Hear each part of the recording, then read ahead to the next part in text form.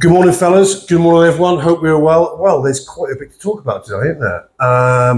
If we get this London presser that we're believed to be getting later today, I want to do a reaction video to that. So I'm going to cover most of that in that. There are a few things. First of all, before I start, everyone who liked and subscribed over the weekend, thank you very much. Everyone who commented on the videos, thank you again for that.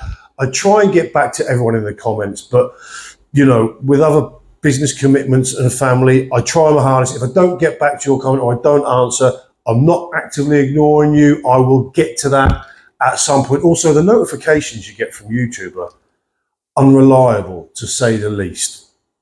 Right, so Bivol this morning is now facing Linden Arthur, which is, if you're Linden Arthur, you know, and you sort of get the call and you're going to get on this card, you're getting a quite a substantial pay rise, aren't you, out of the blue, and you're getting on what's going to be, will that be the most watched card comfortably of the year? You would think, wouldn't you? Comfortably. So Linden Arthur, the sun has shone on Linden Arthur, and good luck to him.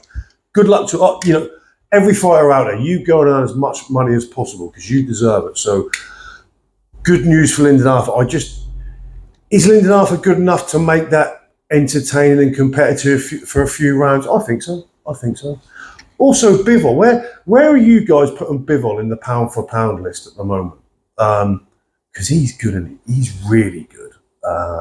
Yeah, I'd like to know what you think. Where you got Bivol in the pound for pound rankings? Moving on, Anthony Joshua and Ben Davidson. I like Ben Davidson. I've rated him for a long time. He's a very technical trainer, isn't he? Very technical. He's a real student of the game. I like Ben Davidson. You could argue, and I thought this myself, that Ben Davidson, the Fury under Ben Davidson was technically better than the Fury under Sugar Hill and Andy Lee. I know they changed his style. They changed him from a back foot pure boxer to a classic Kronk walk forward, shall we say, fighter, but he didn't get it as much. All right, I know there was the what's the guy who Joshua's now fighting, Otto Warren. I know he got busted up in that, but when he was on his back foot and he wasn't worrying about sitting down on his punches, he had that Matrix-like elusiveness, don't he? And that seems like that's pretty much gone now. But yeah, Ben Davidson. I hope that's not a case of, with only Joshua, it's like he's on a search for the answer. And no matter what trainer he gets with, he's not getting the answer. And I don't think it'll matter who he gets with. Is he just one of them guys who's always going to feel like that for some reason? But Ben Davidson, I know there are a couple of guys said in the, I think it was in G-Man's video, a couple of people replied to that and quite rightly and very astutely noted the logistical reasons why possibly Joshua wasn't going to be using Derek James, or Derek James wasn't going to make that. And I agree. But yeah, Ben Davidson, good fighter. Is he gonna? It's weird though, isn't it? When you're moving to, you're leaving one trainer who is your resident trainer, shall we say, and because of other commitments from that trainer, you hire someone else to step in the meantime. Do you remember that happening in boxing in sort of days gone past? That's a bit of a new thing, isn't it, as far as I can see? But interesting in this one. Yeah, I like Ben Davidson, I must say. I don't want this to feel like I'm sort of milking old content, because there's not a lot of content out there, because there's plenty. But a lot of people, a lot of channels, and a lot of you guys in the comments have taken issue with this Miller situation, where it's kind of, he's widely accepted back into the fray, shall we say, and I'm not happy with it at all. Now, Seconds Out done an interview with Sam Jones, and I like Sam Jones. I find him hard to dislike. I think Sam Jones is a good night out, shall we say. So I like Sam Jones. So as with the Tony Jeffries video, I'm not singling out Sam Jones or Seconds Out. I'm just using it as an example of the sort of current climate.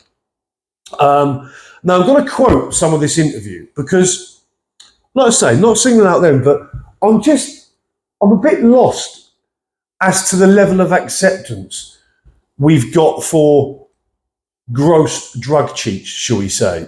So I'm going to read out some quotes from that. So this is seconds out. So this is Danny Flexen and Sam Jones. So Danny Flexen starts with, and he's talking to Sam Jones. Danny Flexen says to Sam Jones, "You mentioned there Dubois and Big Baby Miller. Now, you've been campaigning for Miller to get a shot at Anthony Joshua for quite some time. You're not the only one because of their previous history, but now he's got Dubois instead, and I think that's a really interesting fight," says Danny Flexen. So no protestation at the fact that Miller's back on this card and getting a substantial payday for him, right? So Sam Jones answers, "For me, Danny, right, if I'm AJ's team, I would be like, hold on a minute, give one to Dubois and we'll fight Miller. That's just me if I'm Anthony Joshua's manager." To which Danny Flexen replies, "I agree." So again, no sort of condemnation of the fact we're even talking about Miller on a live card. Then they both go on to discuss what a nice fella Miller is, which may be so. Just because he's a drug cheat doesn't make him a horrible personality. So fair enough, but it's not still the way. It's not what I would be talking about in terms of Miller. Then they both go on to talk about what a taste it would build up because of the previous history, blah, blah, blah. And Joe Stunner said this yesterday. I'm amazed that people have not got a bigger issue with this. And like I say, this sort of climate, this sentiment was echoed across pretty much every boxing channel that's covering this event. And they're all covering this event. This is the event, isn't it, of the year. Is this me? Do you know what, this, quite frankly, this pisses me off. I'm a bit raw about this because this goes against everything we talk about when we talk about cleaning the sport up and everything. And you can say what you like about Conor Benn, busted, pot, guilty, whatever. But he was treated way worse than this, wasn't he? And I know Miller has served a measly ban, shall we say, and Ben hasn't, you know. But it was almost this instant acceptance on the terms of Miller.